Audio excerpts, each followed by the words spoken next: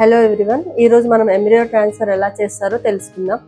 Embryo transfer అనేది final step, ఐవీఎఫ్లో final step. మనం పిండం తయారు చేసిన తర్వాత మనం ఎండోమెట్రియం గర్భసంచిలో లోపల పొర అంటాం కదా, అది సర్టెన్ థిక్నెస్ వచ్చిన తర్వాత ఎంబ్రియోని లోపల ట్రాన్స్ఫర్ చేయడం జరుగుతుంది. అది చేసే ముందు మనం ఫస్ట్ టేబుల్ సెట్ చేసుకుంటాము. మనకు కావాల్సిన మినిమం ఇన్స్ట్రుమెంట్స్ రెడీ చేసుకుంటాము. మంచి స్టెరైల్ డ్రేప్ వేసుకోవాలి.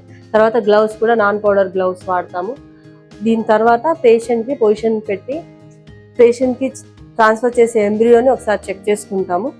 ఎంబ్రియో ట్రాన్స్ఫర్ ముందు ప్రతి పేషెంట్ యొక్క యూనిక్ ఐడి ఉంటుంది. ఆ ఐడిని మ్యాచ్ అయ్యే వయల్ చూసుకొని వాళ్ళ యొక్క వయల్ నుంచి ఎంబ్రియోని మనం తీసి ఫ్రోజన్ స్టేట్ నుంచి తీసి థా చేయడం జరుగుతుంది. థా చేసిన తర్వాత బ్లాస్టోసిస్ట్ ట్రాన్స్ఫర్ చేస్తాం, డేఫే ట్రాన్స్ఫర్, ఎందుకంటే దాంతో సక్సెస్ ఎక్కువగా ఉంటుంది.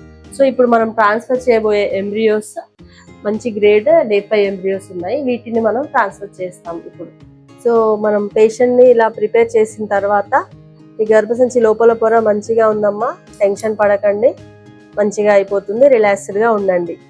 గర్భసంచి యొక్క ద్వారం ఎలా ఉందో చూసుకొని క్లీన్ చేసుకున్న తర్వాత మనం ఎక్స్టర్నల్ క్యాథెటర్ని పాస్ చేస్తాం.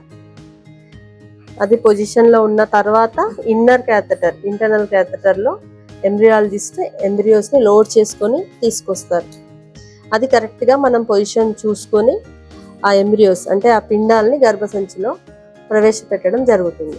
దాంతో ఎంబ్రియో ట్రాన్స్ఫర్ కంప్లీట్ అవుతుంది. ఎంబ్రియో ట్రాన్స్ఫర్ చాలా సింపుల్ ప్రొసీజర్ అండి. దీనికి ఎటువంటి మత్తు అవసరం లేదు. కాకపోతే పేషెంట్ ఎంబ్రియో ట్రాన్స్ఫర్ రోజు వచ్చేటప్పుడు ముందే చెప్తాము, ఎలాంటి పర్ఫ్యూమ్స్ కానీ ఎలాంటి నెయిల్ పాలిష్ కానీ వాడొద్దని చెప్తాము, ఎందుకంటే అవన్నీ ఎంబ్రియోని డ్యామేజ్ చేస్తాయి.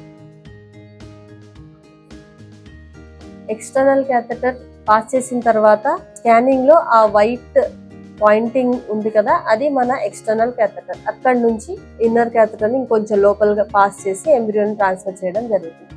ఇప్పుడు ఎంబ్రియాలజిస్ట్ సార్ ఎంబ్రియోస్ లోడ్ చేసి తీసుకురావడం జరుగుతుంది ఇన్నర్ క్యాథెటర్లో. ఇంతకుముందు మనం డిస్కస్ చేసినట్టు ఇలా ఎంబ్రియోస్ని చాలా జాగ్రత్తగా లోడ్ చేసుకుని తీసుకురావడం జరుగుతుంది.